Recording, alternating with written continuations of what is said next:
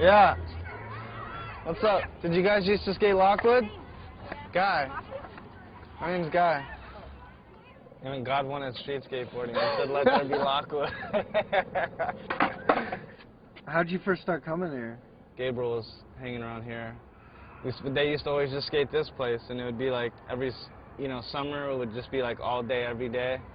And during school days, it would just be like the weekends, you know what I mean? I mean, that's what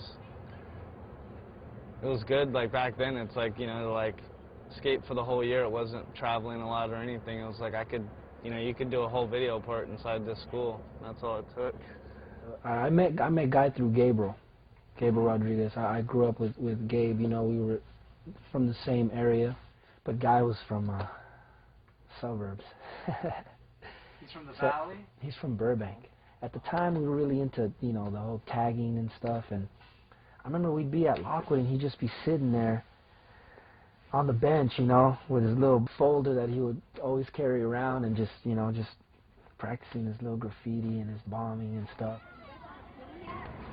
Joey Sorrell is someone I used to like sleep at his house a lot when I was like skating in these areas, and his apartment was like a full-on crack apartment. You know what I mean? Like just bass heads always like we'd come home. We'd go skating that night, go out to a club, and we'd be coming home, and like they would just like scatter like roaches, like 5 dudes or whatever, like in his stairway, and I'd be like, whoa, like the people at your house always stay up late, and they're like whatever, and he's like, those people don't live here, man. Like they're smoking crack. And I remember going into his house the first time when it was like I was going to spend the night, and he goes to lock the door, and there's like, like 5 locks on the door, like 5 deadbolts and like just 6 chains, whatever, and it was just like, whoa. It was a lot different than how I was raised, you know what I mean?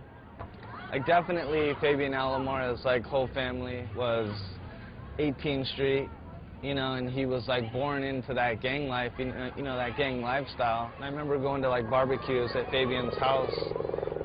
Like his family would have a barbecue and we'd roll through and it would just be like some really gnarly gang affiliated guys like there, you know what I mean?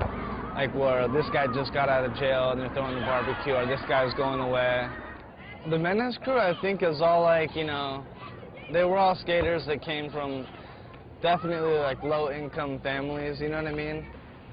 Skateboarding was an outlet for them, like instead of like, joining gangs and like becoming thugs, it's like they wanted to do something better with their lives, and skateboarding is what brought that for them. A lot of people didn't realize, that Lockwood was centered in an area where there was a lot of gang activity.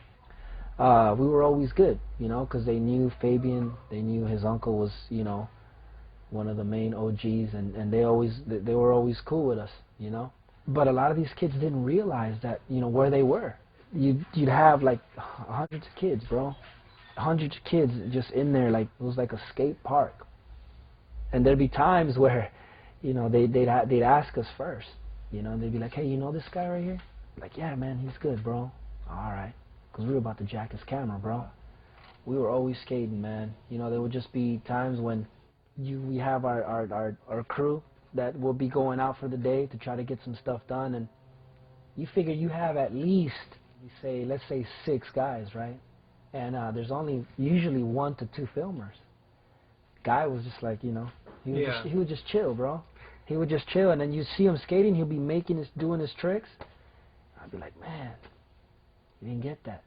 But he wasn't even tripping. He's like, whatever. And then when it came time, okay, Guy, let's get that. He'd be like, I'm over it, bro. It's all good. He was always skating. He just, he just wasn't really trying to be out there. He was still skating, but we were also partying a lot too, so you probably weren't getting the best of Guy when the dude's knee-deep in 4 blunts, you know what I mean? I mean, for the people that know me or whatever, know that I was always skating. There's a real big difference between like skating and filming a video part. I'd always either just hook up with Rick or a couple of guys, or I would go to Girl, and whoever was there, we would go skate and we would go film. And so I was just skating with everybody, and he just never was really around. I think when he didn't have a full part in Goldfish, I think maybe he realized, not that he fucked up, but that would have been a good thing for him to have done. People were probably bummed that they didn't see more footage of him. I mean, that's got to be kind of a cool thing to realize, you know, that people really want to see footage of you. You see the video and it's like you missed out on it.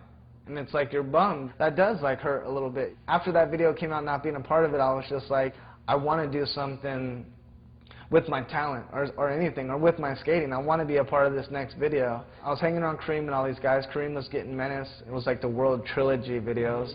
All the people that I was hanging out with and partying with were really focused on their video, and that really inspired me to do it myself, you know what I mean? Probably like during Mouse, I was a little bit more motivated because I had missed out on the opportunity of Goldfish.